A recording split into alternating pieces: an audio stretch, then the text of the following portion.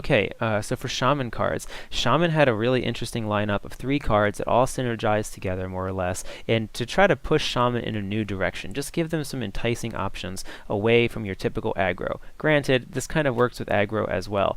A 1 mana 3/3 weapon is amazing if you're aggro or if you're control, so that's it's kind of a win-win both sides, I suppose. It's decent for arena decks because it has it's a common property. Sometimes in arena decks you're forced to pick certain cards just because that's what's available, and sometimes those cards happen to be like the ogre that gives spell power for 4 mana, 4/4 for 4 mana.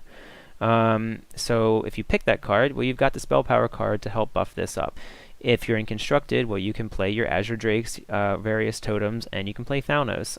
All really great spell power cards for a spell power Shaman deck. Maybe if you ran 1 or even 2 of this card, probably just 1 though, hope to get it in the early game, then I think it could really do you some good. And yeah, I mean, you can pop out spell power totems by chance all the time. If you happen to get a totem, then you play this. If you don't get the spell power totem, then maybe you play some other kind of removal. Overall, it's an interesting card, has great value when it can go off. Maelstrom Portal. So this card, another one of the portals, I really like all the portal cards more or less in terms of what they're trying to accomplish. This one is no overload, which is nice. I'm not really a big fan of the overload cards. I mean, I know that's great for aggro because you don't care, you just hit face, you don't care about your mana, but I like to play a little bit more of a control-y game, so no overload is nice. It's cheap and it's good cost, has good value for the cost. I mean, you're doing 1 damage to all enemy minions, and you're summoning a 1 mana minion. So, from that perspective, it's kind of about, even. It's getting a 2 for 1. You're getting 2 cards into 1 card for only 2 mana. I mean, it's pretty much even on the cost. Arcane Explosion plus a 1 mana minion. But the thing is, a 1 mana minion is low. Maybe the stats are great. Maybe it will help you a little bit recover, but it is low. And 1 damage Arcane Explosion, no one really runs that either. That's low. So when I look at this card, I just think that it's a little bit on the underwhelming side. The benefit is, though, it's supposed to fit into a spell-oriented Shaman deck, of course. So from there, you have cards like Thalnos, like Azure Drake, etc., that are going to help buff this up. And if you do it that way, then it might become even more worth it. You could play this on turn 4 with a Thalnos, clear any of your 2 health minions that your opponent has. Azure Drake, you can play, turn 7, maybe a little late, but maybe on turn 6, if you've got a spell power totem down, then you play Thalnos in this, and you've got 3 damage, basically a lightning storm with no overload, and you get to summon a minion. So it's interesting. I think it might see some play, especially if anyone makes a Reno Shaman deck, but overall, it's a little underwhelming. Okay, Wicked Witch Doctor, a common card. Pretty nice for Arena again. Pretty decent stats for a 4 mana minion, not too bad. Yeah, synergy with the other 2 Shaman cards released. Considering you're going to make some kind of spell damage Shaman deck, then yeah, this has good synergy. And summoning a random totem. Insane RNG possibilities, only because, I mean, you can only get the basic 4 totems. You're not going to get totem golems. Then it would be completely broken if you could possibly get totem golems out of this. You would just save up spells until you could play this, and then play as many spells, and whoever had the coin with this card would probably just win or something, because you get a totem golem or a mana tide with one of those 2.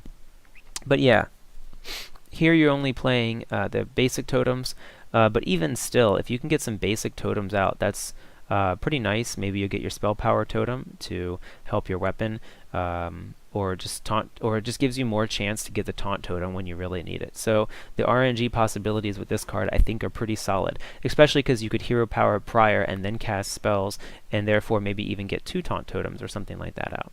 So I see this as a decent card, and I think it'll see some play. But again, I think a little bit more arena directed. Malkazar's Imp. Yeah, I'm really loving this game design direction that Blizzard is taking with Warlock.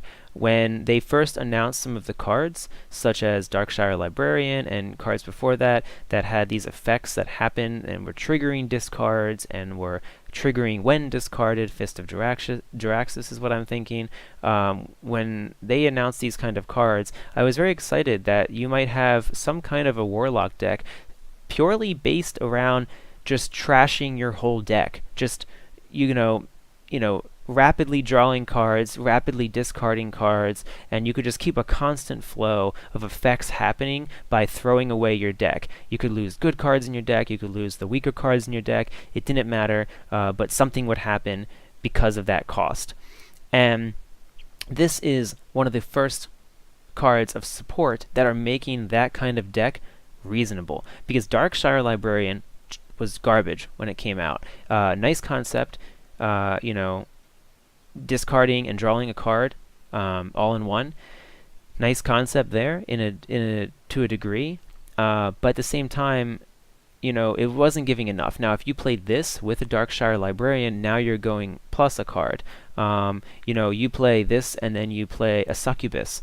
That's not that bad. That's great. You're staying even. You're getting the powerful card of a Succubus, and it's okay in card games to sacrifice your hand and sacrifice your deck if you're getting extreme tempo. But the problem is you can't just give it all away, or else you're left with nothing. So this card is there to help facilitate that you don't just completely run out of resources while you're playing that sacrifice method. It's like playing a 15 card deck to play at twice the speed, essentially. So if your opponent can survive long enough, you lose. But if you can burn them down fast enough, then it's going to be a very fun win. And I think this is a little bit more fulfilling of a type of archetype to win with than aggro would be, in my opinion. But not too sure if there's enough support yet. We'll see. Cara Kazaam. Wow, what an underwhelming card this looks like. Summoning just basic cards, no additional effect, doesn't do damage. Warlock aggro deck summon minions just fine as is. I don't see a reason you would play this just to get 3 more minions in the board. It's barely even on stats when you combine it all together, a 6/6 essentially. It's barely even on stats for 5 mana. Yeah, it doesn't look that good from that perspective either. I would say that in some cases it's better because they're split apart, but in some cases it's going to be a lot weaker because they're split apart and they'll die to AoE. Possible synergy with Darkshire Councilman. If you were to take Darkshire Councilman, which inherently is a pretty decent card, and instead of putting it into an aggro deck where you're just spamming minions naturally by tapping and things like that, if you were to put the Darkshire Councilman into maybe something like a Reno or a slightly more mid-range or control deck, maybe you could play this card with that, because it's only taking up 1 card slot in your deck, and when you're a mid-range a Reno or something else, you kind of need those card slots. And you also probably want to tap a little less because you're not just hitting face. You're trying to be a little more control-y. So maybe there's some synergy there. Still, I think this is a pretty underwhelming card. Again, wow, Silverware Golem. Amazing design direction. I'm really happy with this. I'm very excited to see the future potential of Hearthstone and how things will interact. I really hope they don't ever stop when it comes to this Warlock type of support. If you discard a minion, discard this minion, summon it. The problem is I would like to see this card have a little bit higher stat value and mana cost, because if I just play this card as a 3-drop, it's actually extremely lackluster. Now, I understand that is the drawback to this type of card. When you have the power that happens just for discarding, just for losing the card and not being playable, when you have some kind of powerful effect happen after that, I understand the card itself has to be somewhat weak. However, a 3/3 for 3 mana is extremely weak. Maybe if it was a 4 mana and it was even a 4/4 instead of a 4/5. Honestly, it could kind of be a 4/5. There's plenty of 4/5 is a very basic stat line for the 4 mana cards in general, and it's something that a lot of different decks have access to in various ways. So I don't think that would have been crazy if that was what this was. But anyway, a 3/3, you know, we don't want to hurt Priest anymore by giving a 4 attack monster. So a 3/3 is not bad. I think it'll absolutely see play in this type of thing. If you played Succubus, it discarded this card, and then you got a Succubus and a 3/3 down next to it, that would be one of the most insane turns. So I see this as being great. I still don't know if this archetype has quite enough support yet. Maybe if all 3 cards in this expansion were dedicated to this kind of support, this discarding mentality for Warlocks. But this is an amazing step in the right direction for new types of decks, new variances, you know, in class decks. Warlocks don't just have to be hand control. They don't just have to be aggro. They can be this like weird Warlock mid-range. I'm just gonna kill myself, sacrifice my own deck, and see if I can make just the most efficient trades possible. And I like it. Protect the King. Well, I mean, summoning a ton of 1/1s with Taunt is okay, but in a sense, Unleash is still better, because it's just, I mean, it's just a bunch of 1/1s with Taunt, you know? I mean, Unleash does the same thing, so it's going to trade evenly if you were to just have the bare minimum. Protect the King, somehow you kill all your opponent's monsters. I mean, that's not really even possible, but let's just say you did. And then your opponent plays Unleash back, and now they've just, you know, board state 0, I suppose. So overall, I mean, it trades evenly with Unleash, which is a very similar static card, except you can't play Protect the King when you want to just push for game, or, you know, you don't hit face. But again, that's okay. Warrior is not about that. Warrior is about more defensive play styles, unless you're, say, Pirate Warrior, in which case your opponent's doing everything they can to just keep a board down. So Protect the King would be bad for that kind of deck anyway.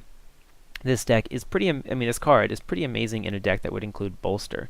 There's been more swing toward the taunt-based warrior cards lately. Maybe not over-swinging Pirate or Combo Warrior, but anyway, Taunt is okay. And Bolster with this card is pretty amazing. You get a field of 3/3s with Taunt. And let's be honest, I mean, you know, Taunt's not the most difficult thing in the game to deal with in terms of overall deck design, but Taunt will make you tilt. You know, if you've got a enemy board of minions with nothing but Taunt and you just want to hit them for the last bit of game, I mean, that'll make you tilt. So, good, I guess. Okay, Fool's Bane.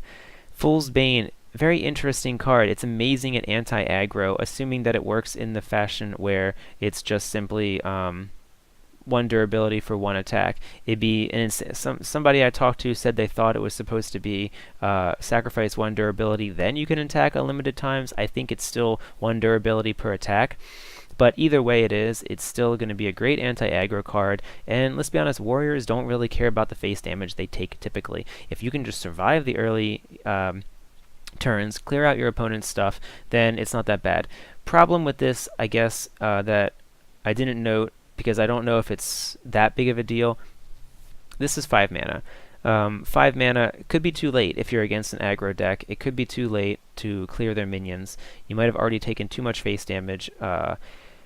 You know, maybe if this was 4 mana, but then if it was 4 mana, it might be a little broken. It would just shut down every aggro deck. So 5 mana is okay for what it is. If you can stabilize until you reach 5 mana, and then you can play this, you can clear the rest of it, then you can start ramping up with armor with things like the next card we'll see. Ironforge Portal. Another portal card. I'm really liking these portal cards. Gain 4 armor. Summon a random 4-cost minion. So this card is interesting. 4-cost drops can be rather hit or miss. I mean, I know that all the RNG things can be rather hit or miss, but 4 drops do tend to have like very weak stats with some kind of nice effect, you know, destroy opponent's secrets if you're Secret Eater, etc. Or they can be, you know, really solid, like if you just summoned a Yeti off this. That'd be pretty good. 4/5. It's more armor, so you can take up more face damage, and it provides armor. So warriors like armor. I mean, everything on this card is fairly good. You just have to have the right kind of warrior control type deck to really use this, I think.